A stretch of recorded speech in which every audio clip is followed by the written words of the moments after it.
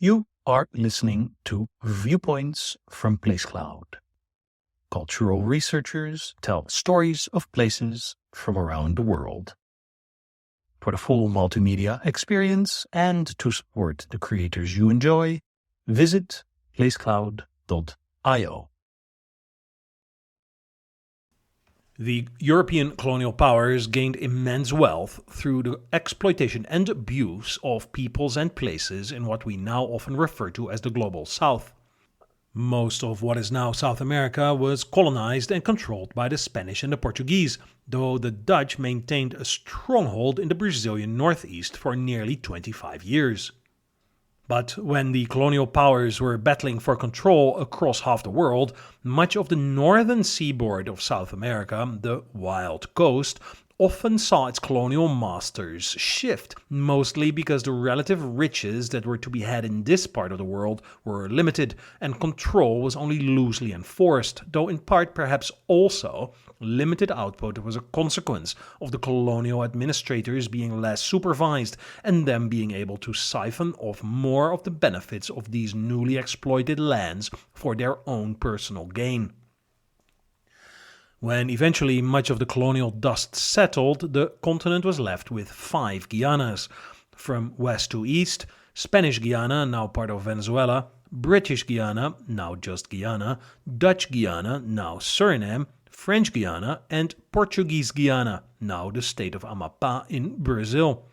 However, going back during the 17th century, when the colonial scramble for land was perhaps at its peak, the estates and forts in what would become these 5 Guianas often changed hands. The Dutch West India Company had identified Brazil as their primary target. Riches were to be had, but taking over Brazil from the Portuguese, or more exactly from the Iberian Union, the unified Portuguese and Spanish crowns, would also be a poke in the eye of Spain, the former colonizer of the Netherlands. But just because Brazil might have been the West India Company's primary target, it didn't stop them from exploring other options. They had brief designs on Buenos Aires, much of the coast of Chile and Peru, and on the Wild Coast, the Guianas. The latter not in the least for exactly the reason the region was named such by the indigenous peoples, as Guyana is believed to mean land of many waters, derived from probably Arawak, a local Amerindian language where the colonial powers envisioned the land well suited for farming. The Dutch West India Company, for management purposes, was divided into chambers, representing certain regions of the Netherlands, where each of the chambers could choose to pursue a significant amount of autonomy. And so it was the Zeeland chamber, representing the island archipelago in Holland that starts just southwest of Rotterdam, which had a focus on the Guianas, often to the chagrin of the Amsterdam chamber. Jan van der Goes was one of the commanders sent by the Zeeland Chamber of the West India Company to the colony of Isekepe, or Essequibo, which he governed for around 12 years, from 1626 onwards, from the relative comfort of Fort Kyk-Over-Al, Dutch for overseeing everything, on a small island at the confluence of the Cuyuni and Mazaruni rivers, just before they reach the Essequibo River, some 50 kilometers from the coast. During his time governing from Essequibo, van der Goes went back and forth to Zeeland on several occasions. His attitude and behavior, and those of the other commanders operating for the Zeeland Chamber, betrayed the origins of the West India Company, in that many were often operating more as profiteers and pirates than administrators, but so were many of the other commanders from the other colonial powers, particularly in this region. The colonizers named the area the Wild Coast, after all. At the end of his tenure, after a failed expedition to locate the mythical El Dorado, van der Goes was relieved of his duties and put out to pasture, not in the least due to his reported ill health. And with that, van der Goes disappeared from the Dutch colonial record. But then, 6 years later, in 1647, van der Goes popped up again, but now in the records of the Portuguese commander of Pará, Portuguese Guyana, Sebastião Lucena de Azevedo, who was investigating a shipwreck on the island of Marajó, the largest island in Brazil.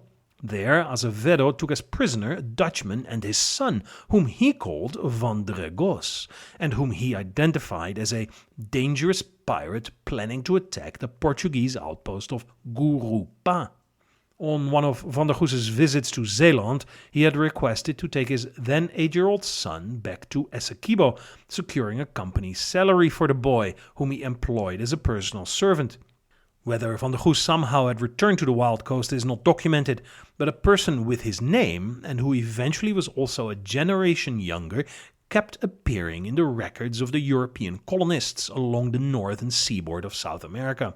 For Van der Goes, now free of West India Company control, the coastal area of Amapá would have been attractive. He knew the region, and Amapá was free of European strongholds and a popular habitat for manatees, desired by Europeans for their meat, fat, and bezoars, masses trapped in the gastrointestinal system that were ascribed magical properties. The area itself was inhabited by an Amerindian nation called the Arakari. A whole 15 years later, a Capitaine Van der Goes leading a group of Arakari showed up in French records after the French West India Company managed to take control of Cayenne, now the capital of French Guyana. Then, in 1667, the Brits took over Cayenne and made note of an Indian prince famous in those parts for his valor and great wars, commonly known amongst the Christians by the name of John Van der Goes. Whatever the spelling, Van der Goes went on to have cordial relationships with the French, and 10 years later the Dutch governor of Suriname, Pieter Versterre, stated that many of the Dutch knew him. The Indian Van der Goes had paid Versterre a visit and had provided a detailed description of Cayenne, though Van der Goes had been incapable of writing it down.